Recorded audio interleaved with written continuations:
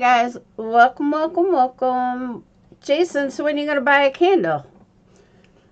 Hope everyone's doing well. I know I'm early tonight because I got stuff to do later. And it's July 4th tomorrow, so I hope everyone has big plans. I'm enjoying my silence around here. It's wonderful, but I can see where it would get very boring very fast. I mean, it's great now. It's almost like a vacation that, you know, nobody's here. But would I want to live like this every day? Oh, hell no. I better find me a boyfriend by the time Dayton graduates college. Otherwise, I'll live a very boring life.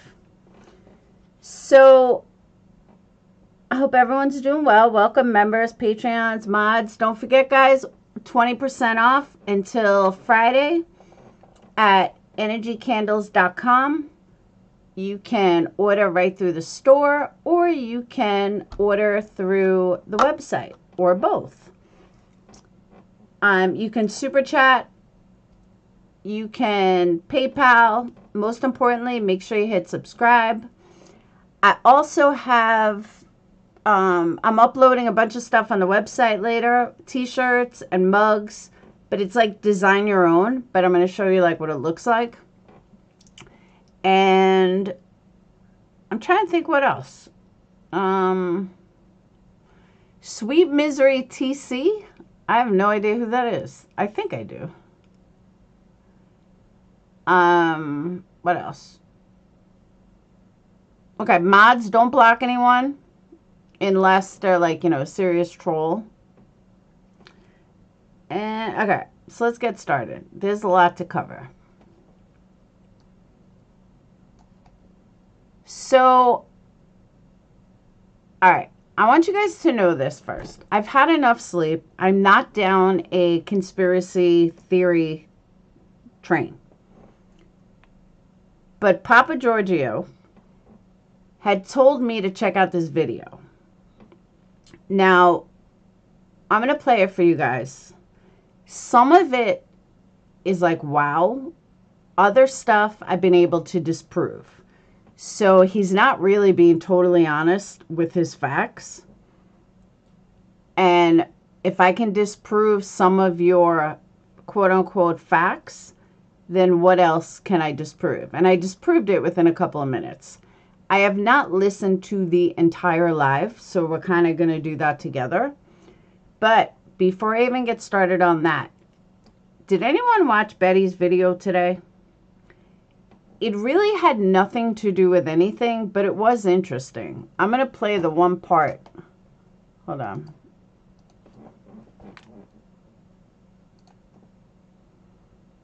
I'm going to play the one part that caught my eye.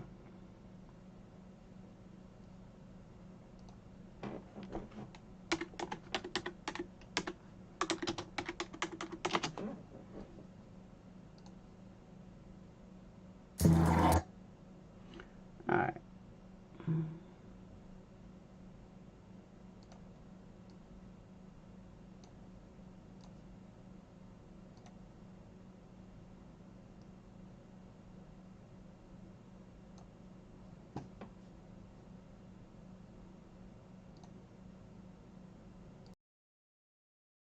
Take a look. Hey, Rodney, it's Officer Warner with Moscow Police. Have the money wired. That's all the time. Were you guys able to look into that? I did. It does look like it may pull back to like a New York bank, but it didn't give me any purpose on who owns that account. Gotcha. So I don't know if this is a local person or if this is someone out of state that's trying to.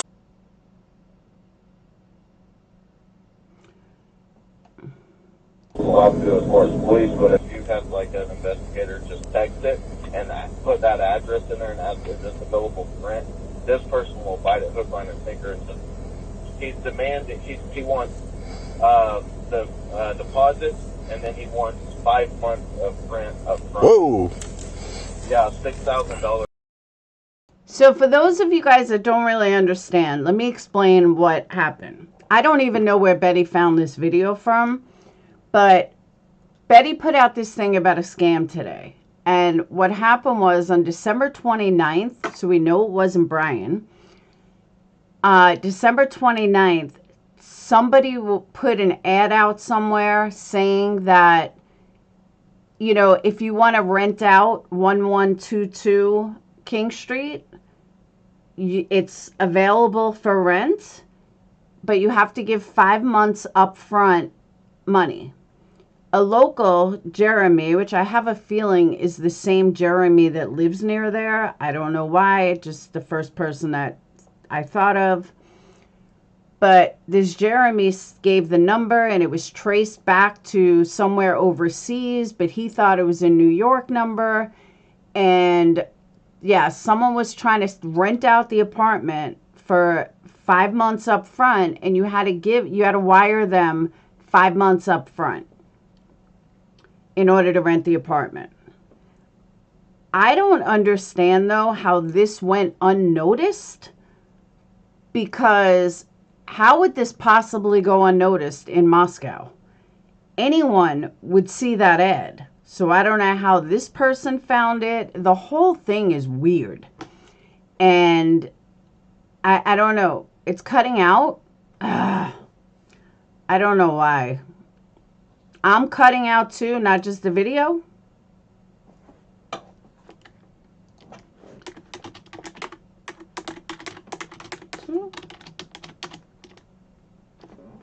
I'm cutting in and out.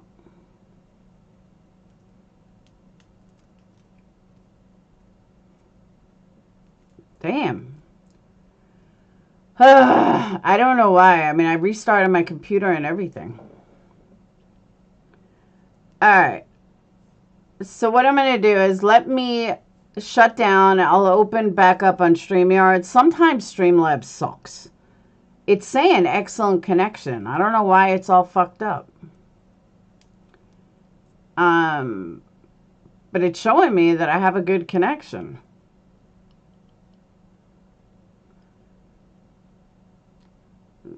No, you're not cutting out.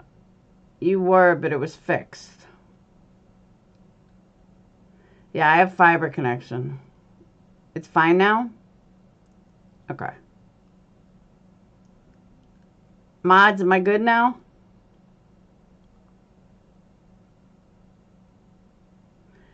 There's some people saying yes, some people saying no.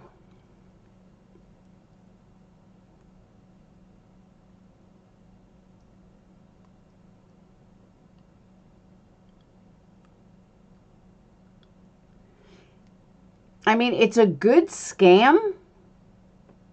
I mean, not like a good scam, but I mean, it's a known scam. But why would they use that house? Like, I don't understand why they would use that house. Why would you use that house for a scam? In December, no less. 1 month after the murder. They need to X out and restart the stream. It does it to me constantly. Okay, good. No cutting in and out. All right. Sounds like an inheritance type scam. No, I don't know. It's just weird. Like, why would you pull this using that address? So this guy had called into the police and, you know, let them know what was going on. Cop took a report. So let me go back to it. Or USD is what he said. USD, okay, that's first indicator that they're not even in the country. Right. Right. Yeah. As soon as we seen that, that's something I thought. That's really odd for somebody to put that. Yeah, So, it goes without saying when you live in Moscow and you're going to college here that you're going to pay in U.S. currency. well, here's but that's the number there. I can give you. Actually, if you got a cell, I can text it so I can screenshot. I got an email address if you can forward this info. That'll work. Let me get to my notes here so I can put that in there. At Say that one more time. I'm so sorry. it's eci.moscow.id.us. US. Okay. All right. I will make sure that I screenshot USDs and get that sent over to you. So Okay. take a look at it. With it being with this account being out of state, the best I can do is document this information. I can't investigate crimes that occur outside my jurisdiction. Right. You know, I at first I was going to report it to the FBI, but then I started thinking, well, their tip line is based on, you know, trying to find the suspect of this or any information leading to that. Yeah, leading to that. This is a little bit different, but it is still something that you may contact the USAG office. Right. Okay. Just to let them know about this so they can document it for their internet crimes. Well, I do appreciate your time taking the call. Absolutely. I'm sure everybody across the nation, we're praying for you guys, and Thank you. We hope this guy gets picked up, or he or she, whoever it is, gets picked up quick. Rodney, one of the things I noticed, you didn't give your birth date to the dispatcher, is that right? Yeah, no, I didn't. She didn't ask. Oh, okay. What is that? Do you have middle initial? Lee is L. L-E. R-O-D-N-E-Y for your first name? Oh, yes, that is correct. Cool, man. You licensed in Oklahoma? Yeah, well, so we're actually a location service. We assist nationwide. Oh, okay. We don't do much cases in Oklahoma. That's just where our headquarters is, but we assist with other states outside. Oh, okay. But it's mainly recovery, so as someone, you know, skips bail, the bondsman contacts. Bail recovery, okay. That's what the fugitive recovery, bail bonds. Right, but we don't actually do any of the arrest or apprehension. We just assist on locating for the bail bondsman, and then they give that information to their bail recovery agents, and they go out and make. Oh, okay. What state? We're just a location service. Gotcha. What state are you licensed out of? Just so I know I'm talking to a real person. Yeah, Oklahoma. Oklahoma. Okay. I'm also licensed in Arizona as well. For the bond stuff. Well, see, I don't do any bonds. I meant for your driver's license. Oh, driver's license, yes, Oklahoma. Oklahoma. Okay, yeah, that was the only question. I thought you were talking about license. No. I thought you were talking about license of the company. At least that way I can run the name for the DMV and verify that you're a real guy. Did you? Okay, so now at first I'm like, does Betty think this means anything? But then at the end she says like it really doesn't mean anything. She just thought it was interesting, and I have to agree with that. It is interesting. I really did. I thought it was interesting that some idiot was trying to do a retail scam like that. Yeah, okay.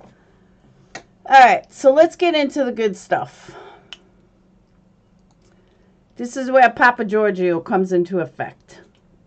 And Sweet Misery, I thought you were Sweet Carolyn for a minute. Then I realized you were SG Stone Gator. All right. So Crime Circus puts out a video in relation to Bryankohberger and bryankohberger. The connection is interesting. I'm going to give you guys my thoughts as we go through it. It's a 19-minute video. It'll probably take us an hour. But I also have not watched the whole thing because I started researching. Bryankohberger. Well, Bryankohberger was a soldier who served in the United States Army. Thank you for serving, Bryankohberger. We really do appreciate you. Brent spent some time over in Afghanistan in his youth so he could fight for our freedom. It was the USA versus Afghanistan, and he was over there doing what he was told to do. He came home a hero with a Purple Heart, and he had PTSD. He was mentally traumatized from the things that he did and the things that he saw over there. He was a trained assassin, courtesy of the Army. That's right, he was most likely over there doing some real KILLIN. Okay, a true assassin is going to use a gun to kill. They're not going to use a knife. Gee. And there was a lot of people over there living in little mud huts, and they couldn't exactly defend themselves. So I can understand why he might have had PTSD, because he probably had a conscience, and he felt bad about the things that he did and saw. It's got to be really hard to live with those thoughts inside of your mind. I know a lot of my viewers. Okay, many people that are in the military, that are even trained assassins, have a conscience and they live with themselves. They don't have PTSD. Not all of them. Viewers out there struggle with the thoughts in your mind. And I just want to let you know mental health is important, and I care about you, and Crime Circus will always be a safe place for you. Moving on. According to a background check that I had run on bryankohberger, for a period of time in his life, he lived in Easton, Pennsylvania. Some of you out there might be thinking, so what? What about it, Drip Drop? Well, bryankohberger just happened to go to college at Northampton Community College in Bethlehem, Pennsylvania. That college is about a 12-minute drive from where bryankohberger was living. But that's not all. bryankohberger also went to DeSales University in Bethlehem, Pennsylvania, and that college is only about a 10-minute drive from where bryankohberger was living. I'm going to put some maps on the screen so you can visualize how close these locations really are. You can see the Northampton Community College right here, and then you can see Brent's house over here. Now right here, you can see where DeSales University is in Bethlehem. That's a 10-minute drive to Brent's house. And then from the house that Brent was living in up to bryankohberger's parents' house, you could see you could get there in under an hour. Okay, now one thing I have not researched yet. Is DeSales the best college for Brian to go for undergrad? Did Brian get a scholarship? Is there a reason why Brian went to that school? Do I think it has anything to do with Brian? Kopak or whatever? No, I don't. I think this is reaching, like really reaching, until the next part. Probably 45 to 50 minutes realistically. That's under an hour drive away. It's really not that far. Here is a picture of the house that Brent was living in at the time. It was 4-bedroom, 4-bath, 3,413 square feet. Pretty nice house, eh? Do you think he had roommates? Do you think bryankohberger was possibly one of his roommates? Okay, now that I think is totally reaching and totally ridiculous. Okay, like just way conspiracy theory. But keep listening. While Brian was going to college in that town. How in the world was bryankohberger able to afford that house with his disability payments from the military? Okay, A, that could have been a family house. B, that could have been his mom's house. C, he could have been renting or he could have owned. Whose house was the name under? Too many questions that I was just like, this is really, really reaching. But keep listening. We need to know the answers to these questions. And yes, every soldier deserves to rest in peace. But every soldier has a story to tell. I said it before and I'll say it again. Thank you for serving, bryankohberger. We really do appreciate you here in the United States. Not only the United States, but he fought for people's freedoms worldwide. Even for Canadians, too. And you know that's true. So what do you think the odds are that bryankohberger was living so close to bryankohberger in that small area of Pennsylvania? Were they roommates? Maybe. Okay, now if you think about it though, there was a lot of people living 5 minutes from bryankohberger. Did he live with them too? So this is where I'm like, this guy is so conspiracy and so reaching. But keep listening. Maybe, maybe not. Maybe they ran into each other at a coffee shop downtown, or even maybe a little vegan restaurant. We don't know. Maybe this has something to do with the study that bryankohberger posted on Reddit approximately 8 months before this crime. Maybe that's when they first came into communication, because bryankohberger was not living in Idaho 8 months prior. Now that I do believe. I believe that that could be a connection, that Brian had, what's his name? Kopak had actually filled out that form since he did kill people. I'm not surprised if that is a connection there, but that's not the big one. To November 13th. It's quite possible that bryankohberger was a participant in that study. Now let's see what else I have here. According to my research, bryankohberger moved to the Pullman, Washington area around August of 2022.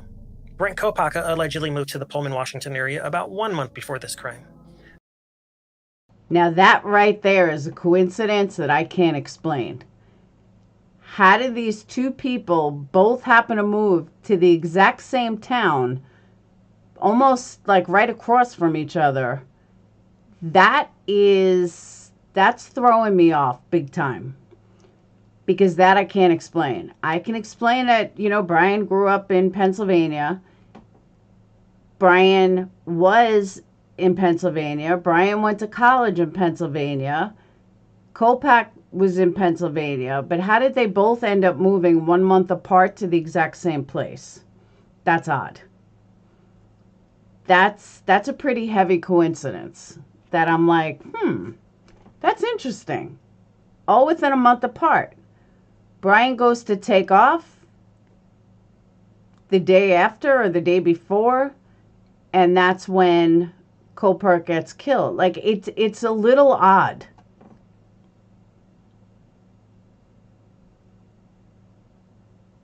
Brent lived in coffee house apartments. As you can see on the screen right here, this is what the building looked like. Bryankohberger lived in steptoe apartments, and this is what those apartments look like. As you can see on this map here, those apartment complexes are only about 2 miles away from each other.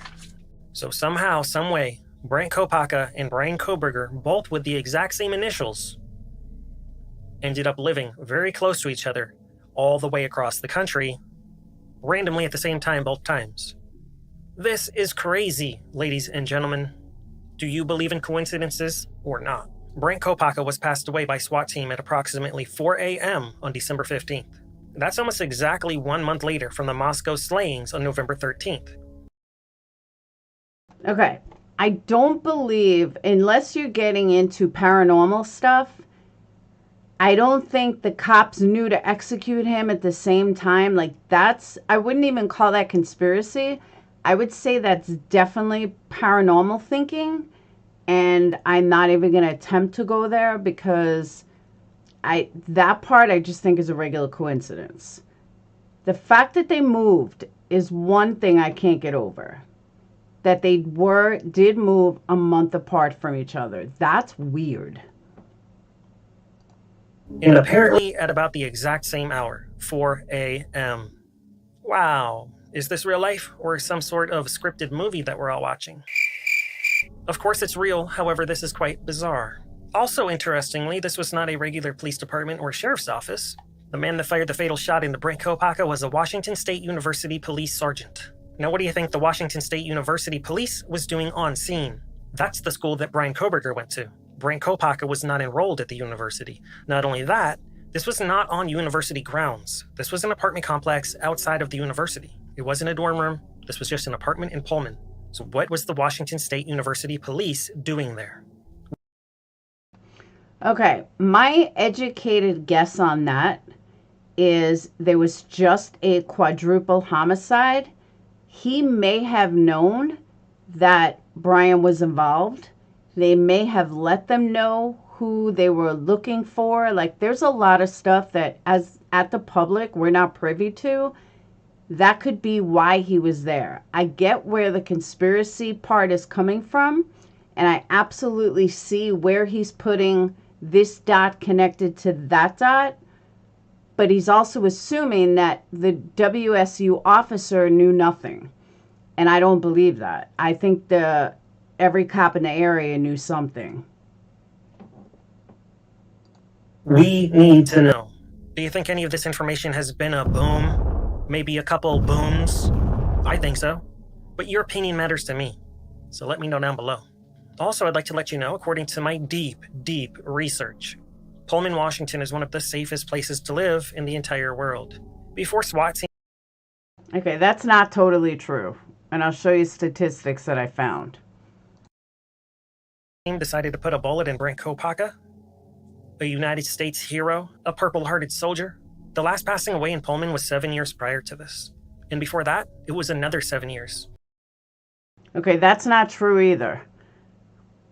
Pullman, WSU had a lot of different suicides happening. There were 68 suicide attempts in 2022, 3 deaths, and 54 threats. People don't just get passed away there. It's not normal. It's not common. It's not like Jacksonville, Florida. It's not like Orlando, Florida. It's a really safe place to live. So what do you think the odds are that a Washington State University police sergeant on the SWAT team happens to pass somebody away approximately a month after the Moscow slayings? I guess things really heated up around there, and you could probably cut the tension with a knife. Also, I'd like to remind you that only 7 hours after Brent Kopaka passed away, Bryan-Kohberger was pulled over twice with his daddy in Indiana. And it's also been shown and proven that, or not shown and proven, but it's also been stated that Brian, the pullover, was random. That's what everyone has said, that the pullover was completely random. Another coincidence? I don't think so. What did they find in Brent Kopaka's possession or in his apartment? Surely they must have allegedly found something that made them want to pull over Bryan-Kohberger immediately. They apparently didn't get what they wanted the first time, so they pulled him over again a second time 10 minutes. That's completely untrue. Brian was tailgating. That's why he got pulled over. Not only was he tailgating, but then he was tailgating again. According to the FBI and according to the police, there is no conspiracy. It was random that he got pulled over in Indiana. Indiana police have said they did not know from the FBI that they should have pulled him over. So there's no conspiracy there. It wasn't even in the same state. Purely coincidence. Like straight up coincidence. Bryan-Kohberger broke the law while driving. End of story. Later, why did they do it? All we can do is guess because they won't tell us, which makes me wonder, what do they have to hide? Here's a boom for you. Did you know that Okay, why does everybody think that everyone's hiding something? Why does everyone think there's some big conspiracy behind anything? Maybe Brian got pulled over just because he was illegally driving. I know this is like something that people don't want to grasp, but the reality is Brian broke the law driving and he got pulled over for it, just like millions of other people get pulled over every day. The police in Indiana can't do anything to Bryan-Kohberger. They can't do anything. If they wanted to arrest him, they would have arrested him. If they wanted to hold him, they would have found a reason to arrest him. It was a standard pullover. The kid didn't even get a ticket. So obviously it wasn't a big conspiracy. There is no long conspiracy going on. It's a typical, in another state, Brian got pulled over. If the FBI was involved, honestly, they would have arrested Brian or found probable cause to arrest him or something, not just to pull him over in another state. Because I'm sorry, it just doesn't work like that. Brent Kopaka has a connection to Coeur d'Alene, just like Jack, Kaylee, Maddie, and Xana was born there too. What are the odds? How is Brent Kopaka connected to all these different locations? From Pennsylvania, to Pullman, to Coeur d'Alene? All right, in order to get those answers, I'll have to do more research, but I can promise you, I bet I will find it is not a big conspiracy. If I killed someone tomorrow, I have connections in Vegas, I have connections in New York, I have connections in New Jersey, I have connections in Texas, I have connections in California. I mean, I've lived a lot of places. So people would be like, how do you have connections to all these places? Because I do. I just do. These are all the places that I've lived. So to me, that means nothing. He was in the military. He was stationed in a lot of different places. Brent Kopaka was really getting around with his disability payment. On the background check, that's where I found that Brent Kopaka had a connection to Coeur d'Alene, because he registered a cell phone from that location, which wouldn't be on his background check unless he was there. Also, check this out right here. As you can see, Brent Kopaka's parents live only a very short drive away from Moscow, Idaho. It's not that far, and that's probably where they do a lot of their shopping. Okay, well, that's why he has a connection to Coeur d'Alene. He has a connection because that's where his parents are from. Whistler down, this isn't coincidences. He's putting circumstantial evidence together to create a narrative that's just not, I'm not going to say it's not true because I don't know, but I don't believe he's correct. Again, I believe he's putting stuff together to create a narrative, but telling me that, all right, so I once got a phone registered in Boca Raton, Florida. My mom lives out there. Why wouldn't I? Does that mean that I'm connected to every killer in Boca Raton, Florida? Of course not. But it's on my record. Also in their driveway, you can see a light-colored Hyundai Elantra in a big white truck. And as a lot of you know in this case, big white trucks and Hyundai Elantras, they're a big piece of the puzzle. So this investigation is ongoing, and this stuff's important. It really does make you wonder, why do they want to destroy the house so fast? Bryankohberger hasn't even had his day in court yet, so why do they want to destroy the house? Visiting the crime scene can be a super important part of court. Just like in the Alex Murdaugh case, the jury said that it was super important that they saw the crime scene. Nobody in South Carolina seemed to be in a super fast rush to be destroying Alex Murdaugh's property. But for some reason, the University of Idaho wants that house destroyed. And then the jury won't even be able to do a walkthrough. They won't be able to walk by Dylan Mortensen's room 3 times. They won't be able to go up to the 3rd floor to see where the horror happened. They won't be able to go into Xana's room and see how the BLOOD was able to seep through the wall so we could all see it from the outside. The jury needs to do a walkthrough inside that house, and that house needs to not be destroyed prior to somebody being convicted for this crime. What do they have to hide? I don't like secrets, ladies and gentlemen, and I do not get a good feeling for what they're up to here. Whether Bryankohberger's guilty or not, do not destroy the house.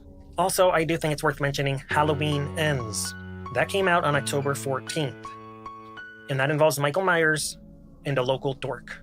The local dork ended up going on a crazy crime spree with a big knife. He felt empowered by Michael Myers. And then approximately 30 days after this movie's released, the Moscow slayings happen. I do see some super similarities here. And no, video games and horror movies do not affect everyone. However, they certainly plant seeds. All right, I'm sorry. This is the most ridiculous shit that I've ever heard in my entire life. The reason why? Halloween movies have been around from the beginning of time. Halloween movies have been around since I was a kid. And it never affected Brian or whoever killed them before. But now all of a sudden it does? Come on. Stop. Stop with this fucking bullshit conspiracies. And people that are very unstable. They can be really motivational for somebody that's feeling unhinged. Somebody that doesn't feel like they fit into society too well. Somebody that's at their breaking point and they're ready to snap, and then they snap. And I want you to know that I haven't forgotten about Buddy. Buddy's a victim in this case. Buddy passed away in October of 2022. The police immediately said there was no connection. There hadn't even been any arrests made in either case. So how could they possibly confidently make that statement to the public when nobody had been arrested and no suspects had been named in either case? Buddy passed away about... And that I agree with, and I've said that from the beginning. I absolutely agree with that. 1 week after Halloween Ends was released. This is some sort of sick shrine that Brent Kopaka's friends set up for him. Check this out. As you can see here, there's some sort of big machete stuck into a stool. There's sheaths and knives and horror movie memorabilia. You can see Ghostface in the back. He seemed to really like the movie It. It is a real sick horror movie and book. Some of you have seen it, some of you have read the book. You know what I'm talking about. It's very disturbing. And anyone that would want Ghostface in their home might just have an infatuation with big knives and slashing. But did you see what I saw in that picture? Let me direct your attention to this. Right here. What is with this ripped blue fabric / possibly piece of a collar here? Let me put a picture of Buddy on the screen here. Are these the same? Is that Buddy's collar wrapped around the machete? Why is it ripped as if it looks like it's been cut with a knife? There could be any fabric in the world wrapped around the machete. But for some reason, it's a blue piece of fabric that looks just like Buddy's collar. Leave me a comment down below. Is that the same? Yes or no? Because me personally, I have my own thoughts on it. And it gives me chills. Here's a picture of Buddy's owners shortly after the crime. You can see they're holding up a black collar. However, in all the pictures of Buddy, Buddy's wearing a blue collar. So why aren't they holding up the blue collar unless it was taken and they don't have it in their possession anymore? This is a true crime circus investigation. We need answers to these questions. Because Buddy's family still does not have a resolution, they don't have any answers, and they certainly don't have closure.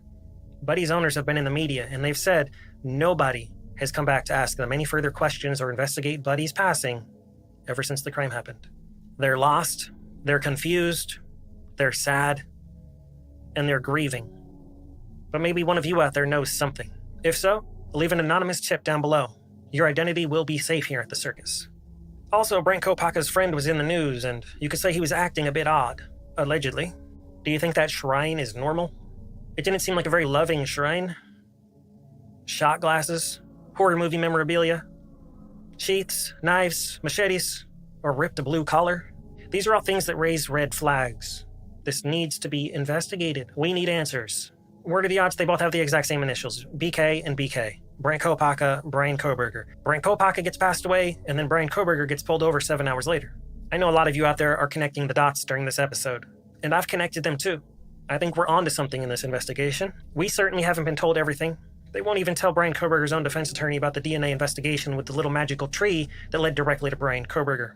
Also, to backtrack very slightly, because I just remembered a very important date, December 6th is when the police served a warrant on DoorDash. So to put that into the timeline, so you go from December 6th of them serving a warrant on DoorDash, December 7th is when we were first told about a white Hyundai Elantra. 5 days later, bryankohberger leaves town with his daddy, and then 2 days after that, bryankohberger is passed away by SWAT team.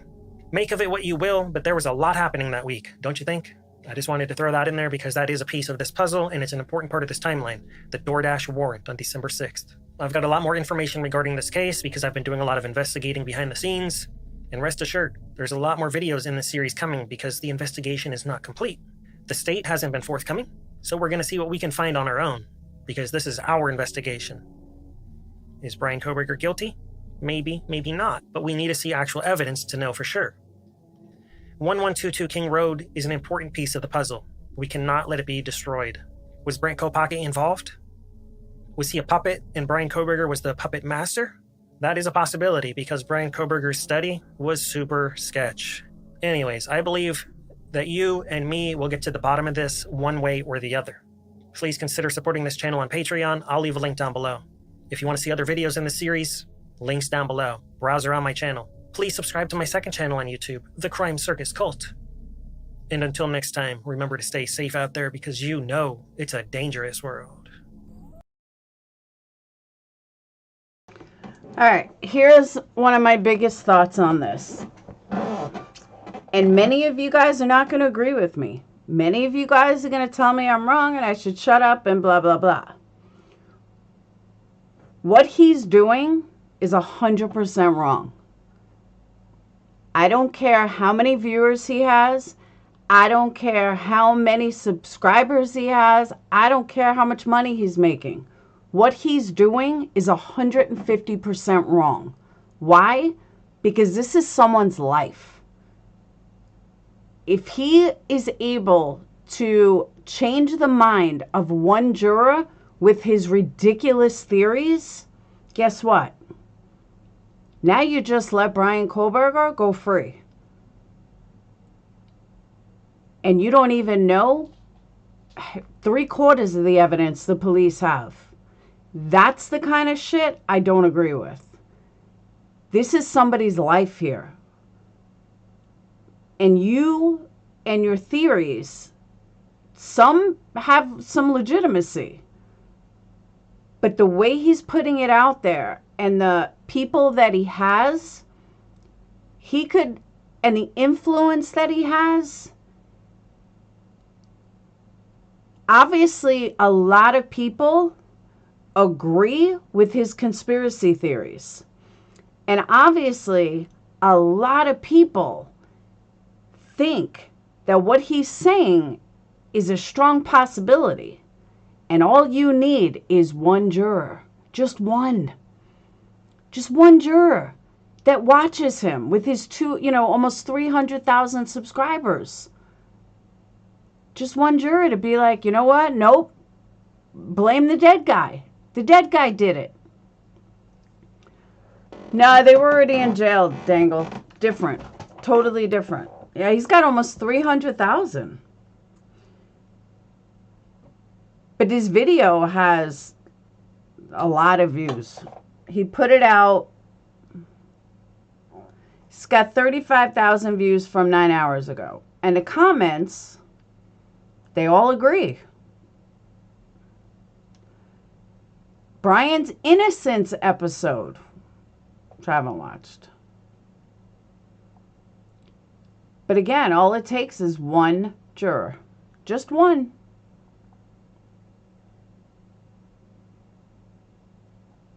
Just one. And that's sad. So here's something else I found.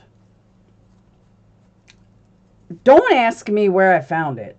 I found it accidentally on Google. I don't know if you guys have seen this before. I don't know who put this together. I know that everyone has seen the virtual house, but this is a whole new level. This is from a Hux, H-U-U-X. This dude's got everything. Like, you name it, he's got it. From timelines to photos to a virtual house to everything. Like, every single detail about this case is in this synopsis.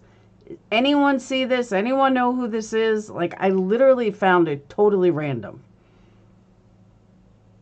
But this takes you through every single step of this case.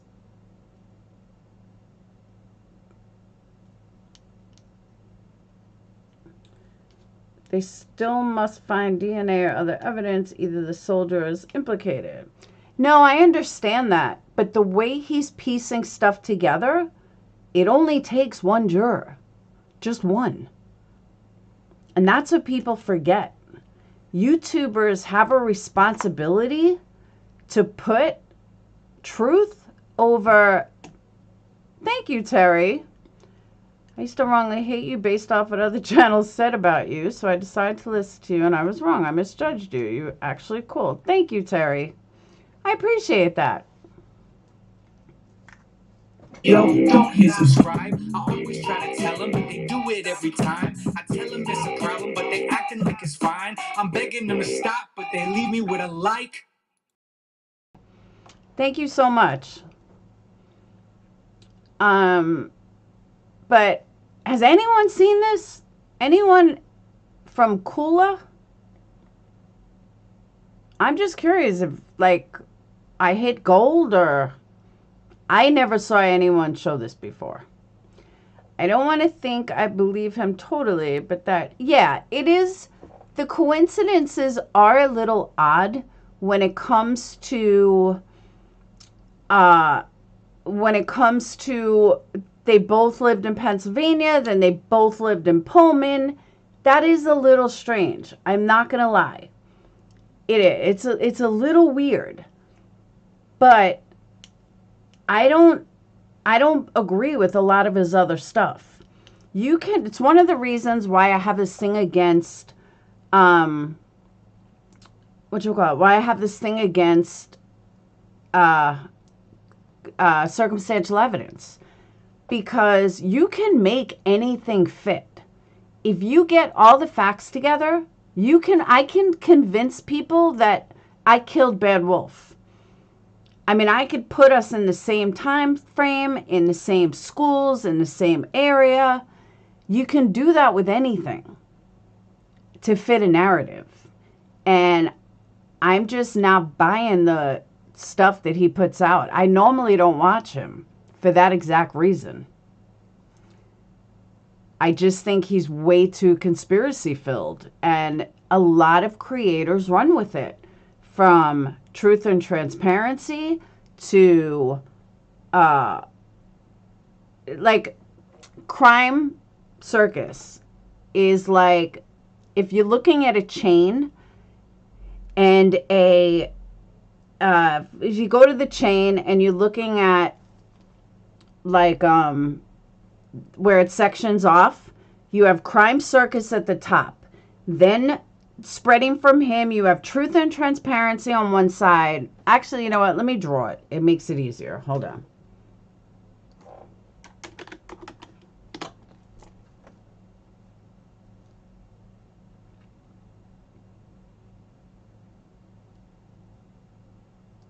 Hang on 1 second.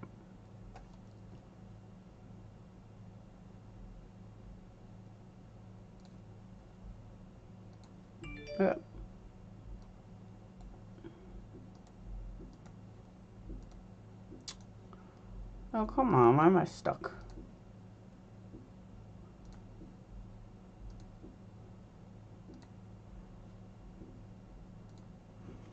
All right. So you have... How can I draw?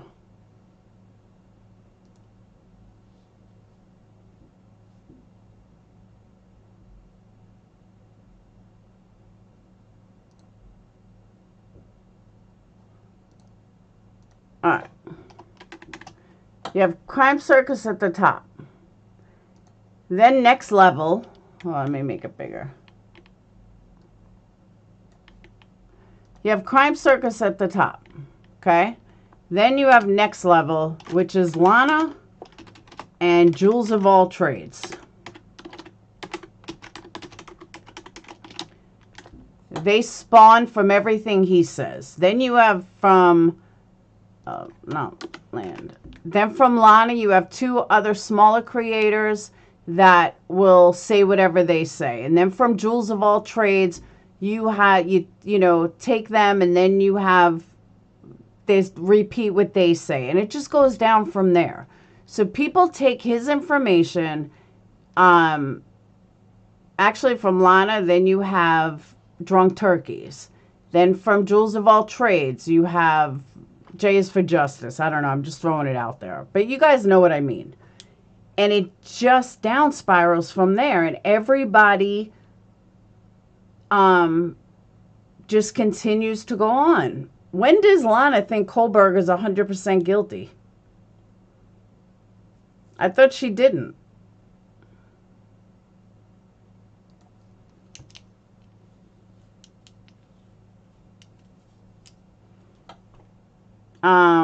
Yeah, I can't stand Lana. But I'm just saying, they all copy. There's someone at the top, and then they just copy it.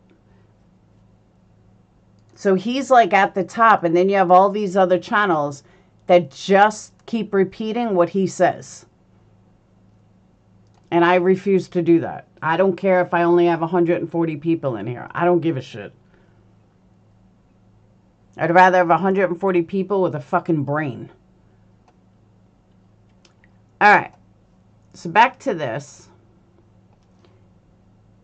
Have you guys seen this? Where this whole case is laid out.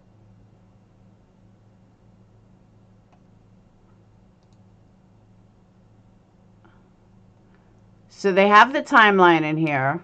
The entire timeline.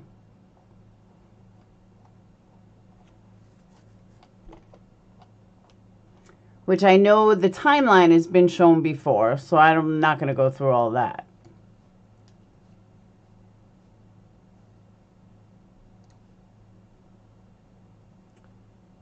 You have the infograph timeline, suspects' alleged travels on the day of the Moscow murders. Yeah, I haven't seen this either. Oh, I'm not mad at Papa. I have never seen this before. This I found completely accidentally. I was like, wow. I don't know who this person is, but kudos to whoever put all this together. So they go through the alleged timeline, and I will go through this again. I mean, I haven't seen this in months. But they have everything laid out.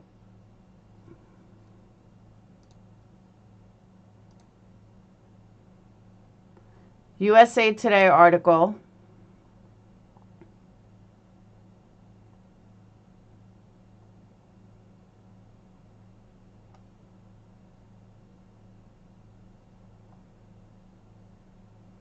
With also a timeline.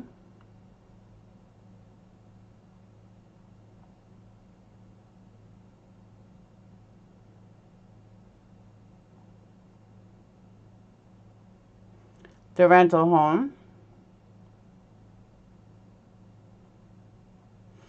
Now the reason why I'm showing this Hey, Georgia Peach, the reason why I'm showing this too, it kind of goes with my title, Back to the Beginning. I literally am going to go through all of this stuff and discredit all of these people that are coming up with conspiracy theories, because I would guarantee you every single thing about this case that we need to know is right here.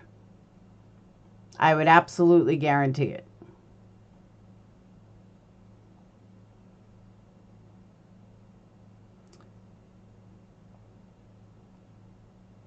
They go through the order of events of what had happened.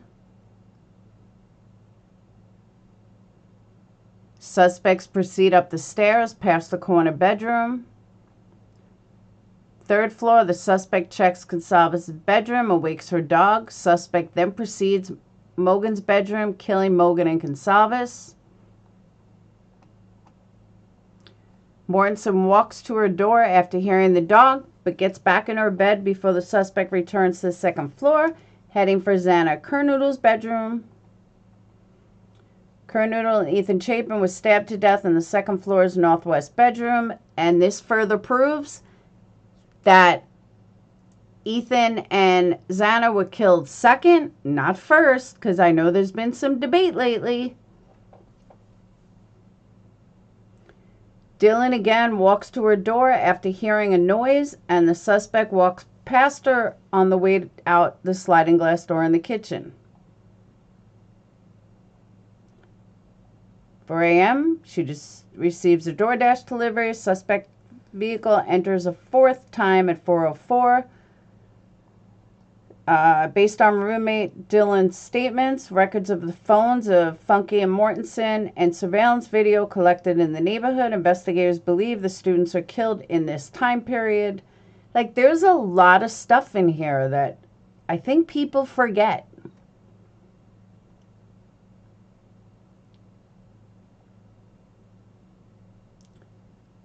(9:32), Kohlberger phone pings a cell network from his apartment.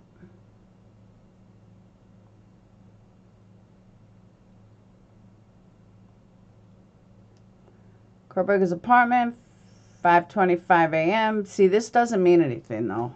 It really doesn't.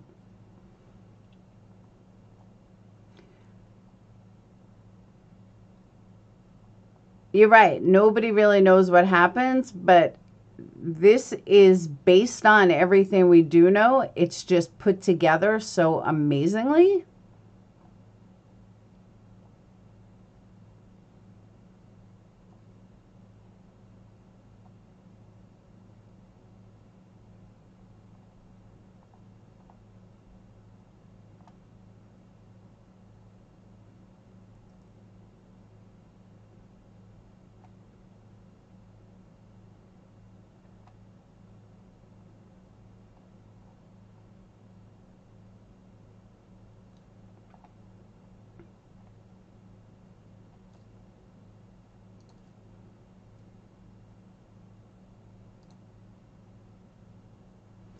Here's the real estate photos.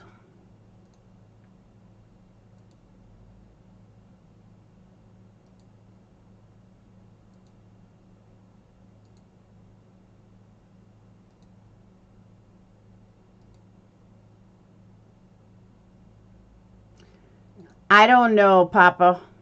I honestly do not know. No, it's not circumstantial. This is all, everything in here is based on what we've been told from the police.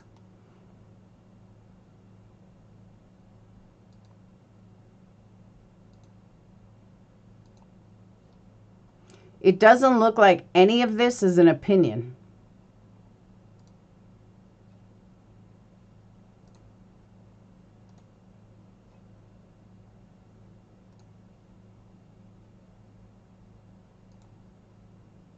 I mean, how this person even has the mattress removal in here.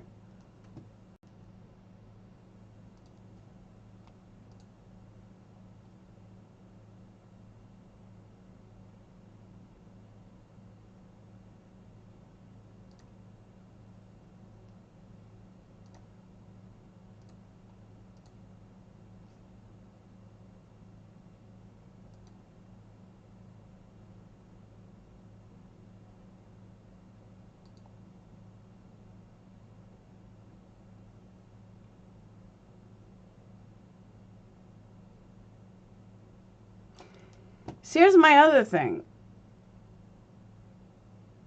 Oh, wait. This was the second floor, right? This was the third floor.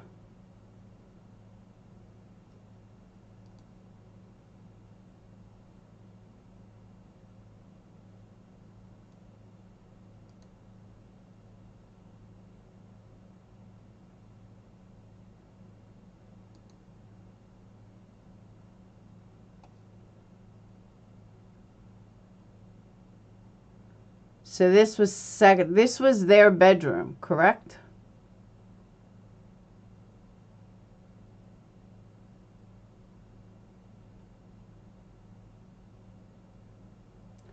Yeah, this had to be Ethan or Xana's bedroom. Can you guys see it good? Right here. Had to be Xana's bedroom.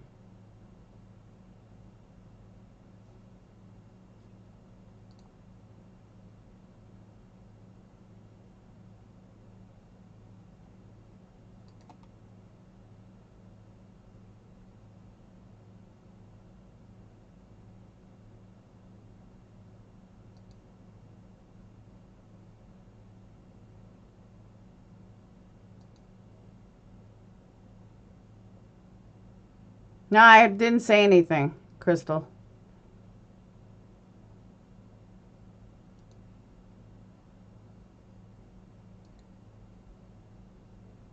Like, even this picture, though. Hold on, let me go back to it.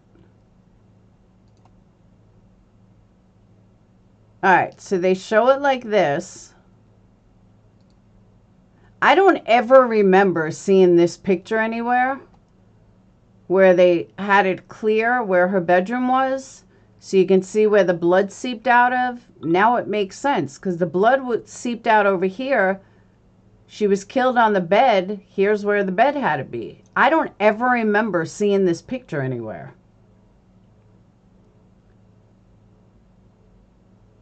Have you guys seen this picture before? Because again, I haven't. Yes, it is what? You've seen this picture? I never have. Not exactly where the bed was.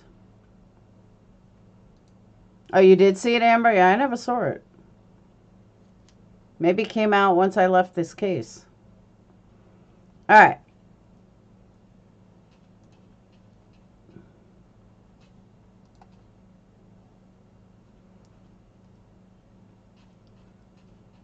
Uh, 1122, it's supposed to be King Road. And here, the bedroom was vacant at the time of the murders.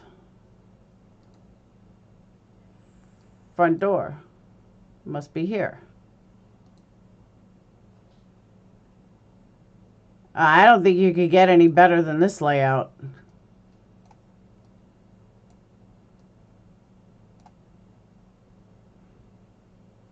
This was bedroom 1.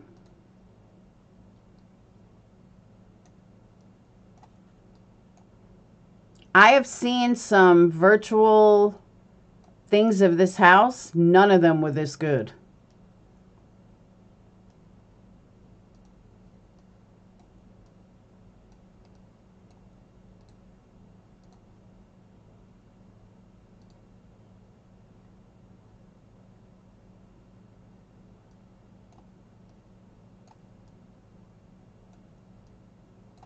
There's the front door.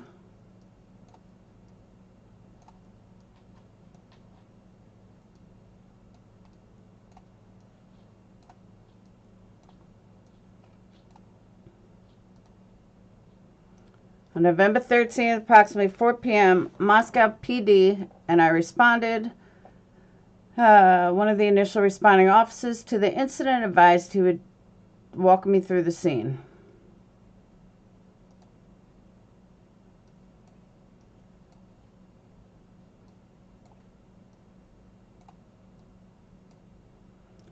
Come up the steps.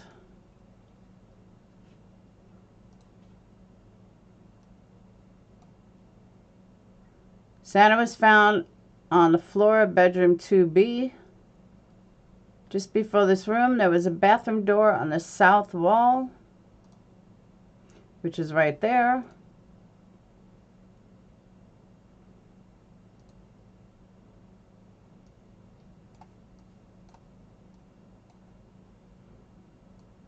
Yeah, it's Xana's room. Xana was found on the floor of bedroom number 2. Closet.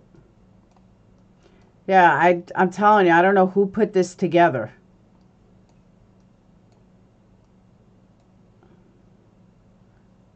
Officer Smith and I entered the King Road residence through the bottom floor door on the north side of the building. Officer Smith and I then walked upstairs to the second floor. Officer Smith directed me down the hallway to the west bedroom on the second floor, which I later learned, through Xana's driver's license and other personal belongings found in the room, was Xana Kernodle's room.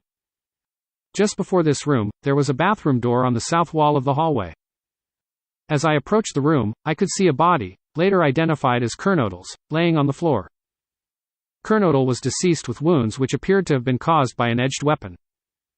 Also in the room was a male, later identified as Ethan Chapin. Chapin was also deceased with wounds.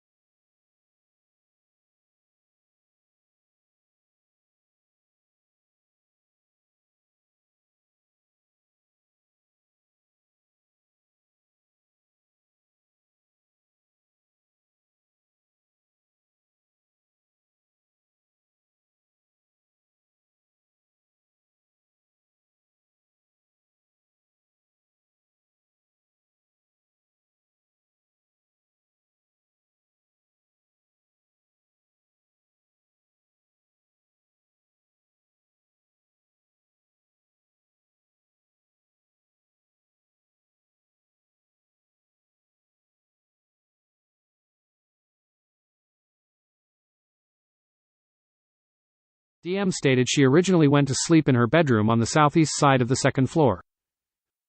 DM stated she was awoken at approximately 4 a.m. by what she stated sounded like Goncalves playing with her dog in one of the upstairs bedrooms, which were located on the third floor. A short time later, DM said she heard who she thought was Goncalves.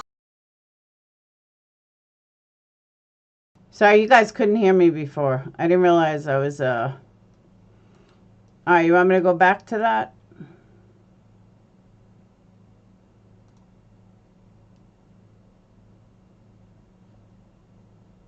Photo alleged of a window in bedroom 2A.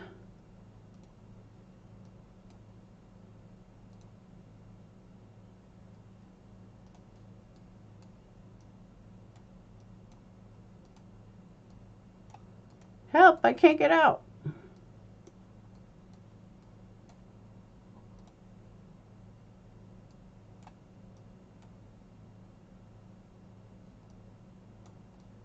I'm stuck. All right. So this is the kitchen out.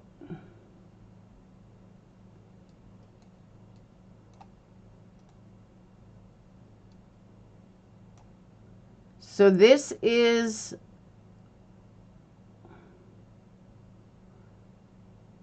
where Ethan and Xana were. So Brian walked down this way. He walked down this way, went this way.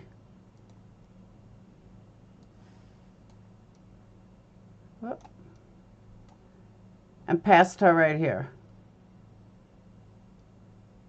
She peeked out, he went this way.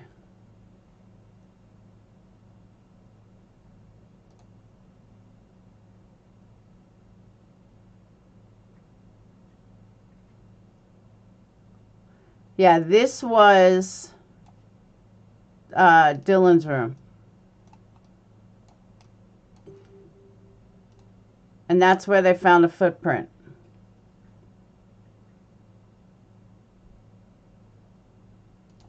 So if this is accurate, the footprint is leading this way, which means he may not have seen her. He literally may not have seen Dylan. The footprint, if this is accurate, it's going towards this way. It's possible he never saw her.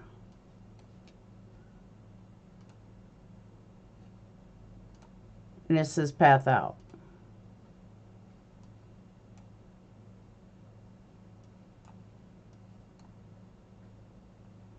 She's right across.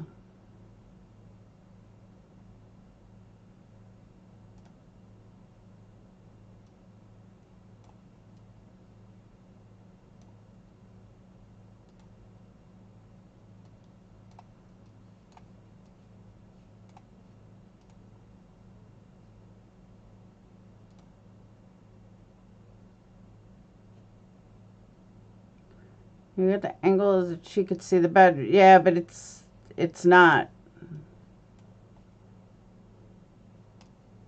How do I get downstairs?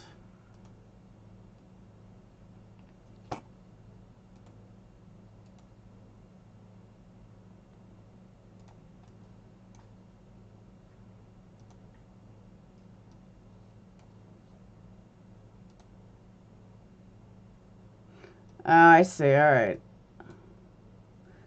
So this is Bethany's room.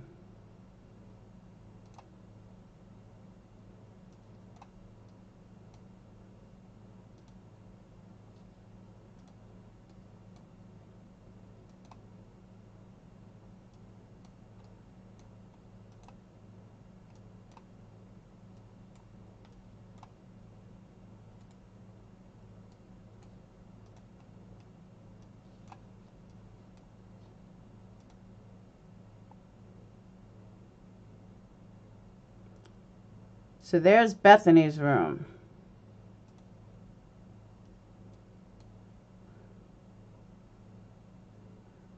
Which is here.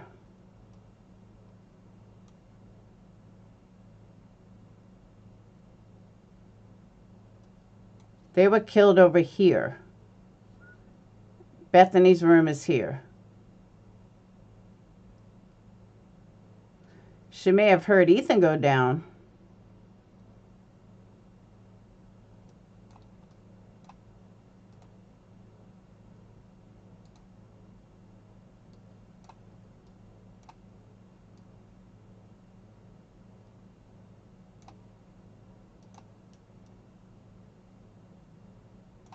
Oh, it doesn't let me go up? Oh.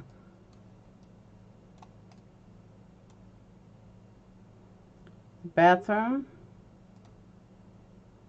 Maddie's room.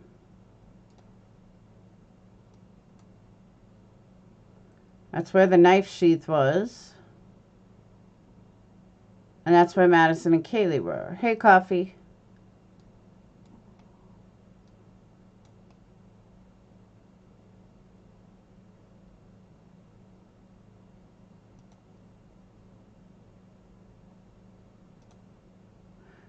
I'm just telling you, kudos to whoever put this together. I mean, look at the way they did this.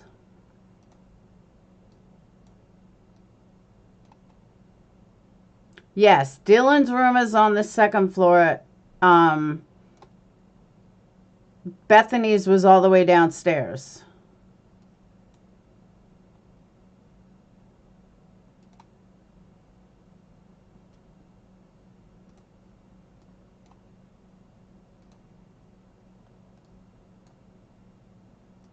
I then followed Officer Smith upstairs to the third floor of the residence. The third floor consisted of 2 bedrooms and 1 bathroom. The bedroom on the west side of the floor was later determined to be Kaylee Goncalves' room. I later learned, from a review of Officer Nuna's body camera, there was a dog in the room when Moscow police officers initially responded. The dog belonged to Goncalves and her ex-boyfriend Jack Duker. I found out from my interview with Jack Duker on November 13, 2022, that he and Goncalves shared the dog. Officer Smith then pointed out a small bathroom on the east side of the third floor. This bathroom shared a wall with Madison Mogan's bedroom, which was situated on the southeast corner of the third floor.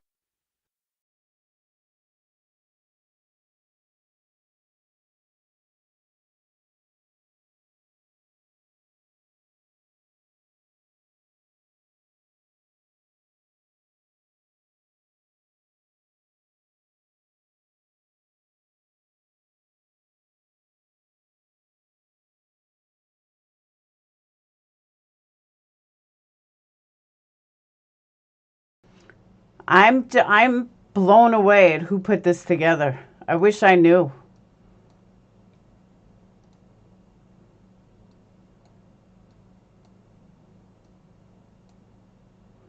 Because I've honestly never seen such a well done replication from anybody.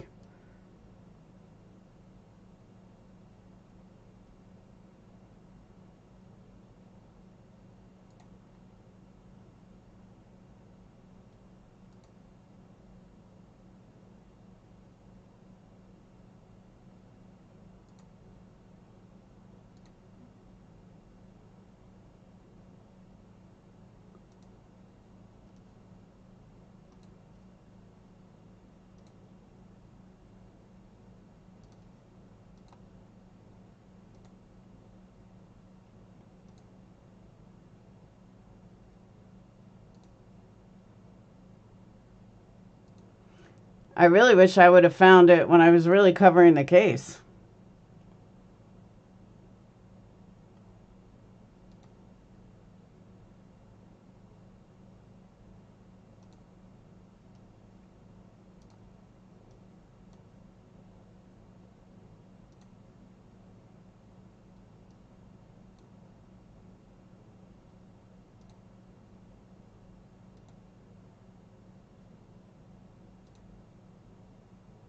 Well,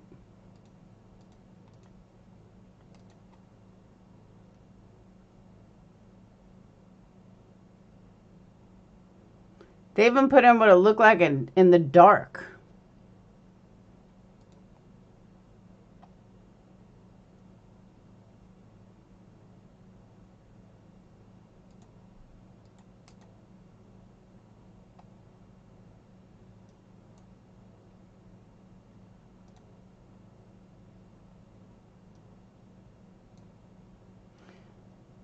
So at night, this is what you would have seen. They're showing how dark it was at night.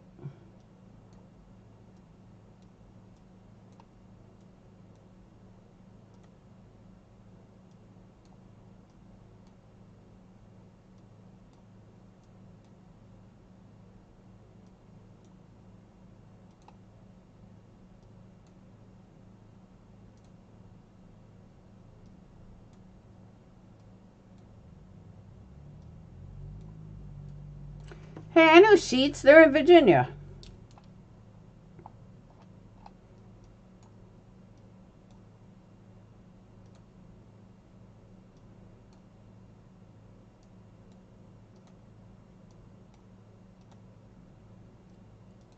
Pretty crazy stuff. Good shit, though. I guess all this came out when I stopped covering it. But I just thought that was pretty wild. And they got, like, everything. Whoop.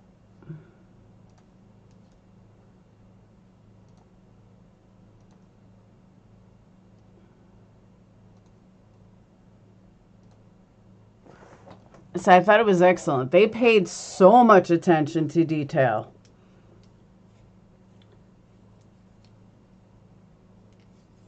I mean, it came out, the guy or girl did it like 6 months ago. And they got like 300,000 views on it. Sadly, I don't think they get paid for it. And that's a lot of work. Let me see.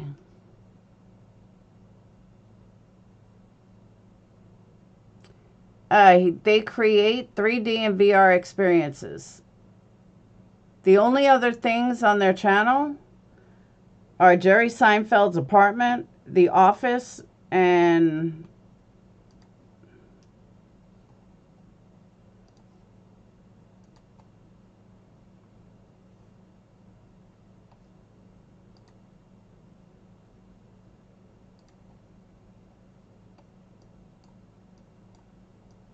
they recreated Jerry Seinfeld's apartment.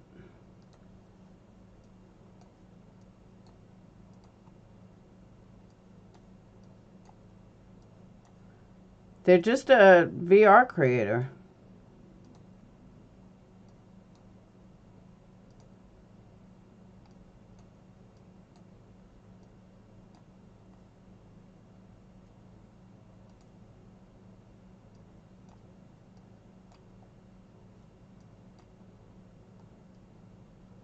That's wild.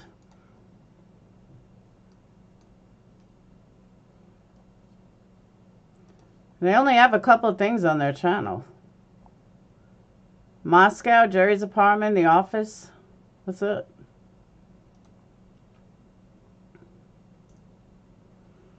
Over 6 million views and only 8 followers.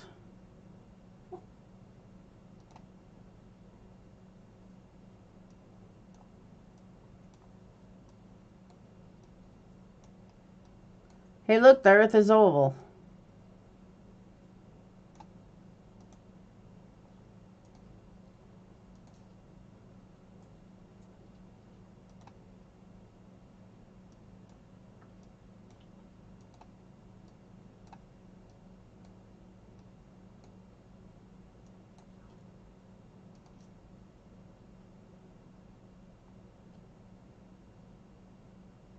I'll follow you. I gotta sign up.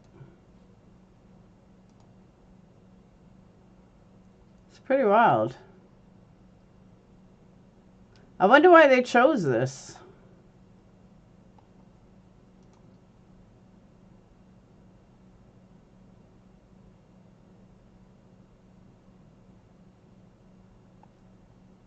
Oh, they are on YouTube? Let's see. They only have 1,000 subscribers.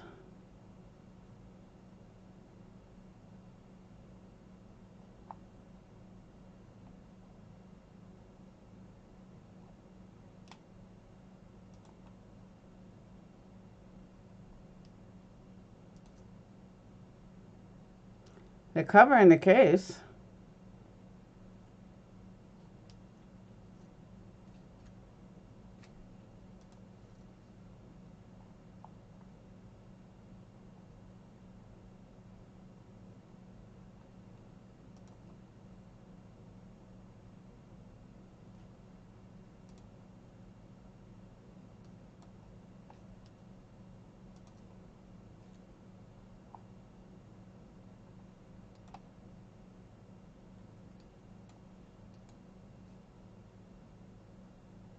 Interesting.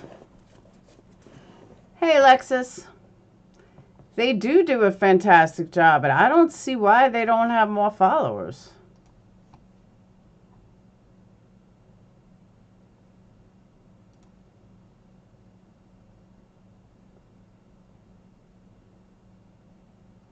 I've played this game. I'm horrible at it.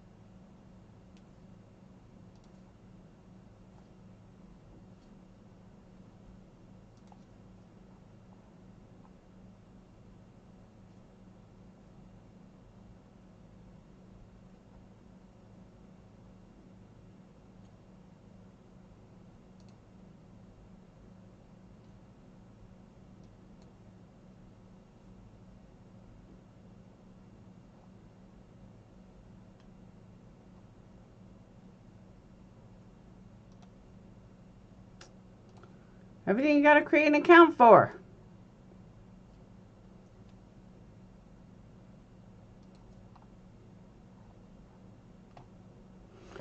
Alright. So what I'm going to do, though, I'm going to go through that and see if there's stuff that we missed. Because I just can't do all these conspiracies. That's why I walked away from the case to begin with. Too many conspiracies. And I'm like, I can't do it. I'm not going to do that. I'm not going to fall down this bullshit rabbit hole. And that's kind of what I felt like.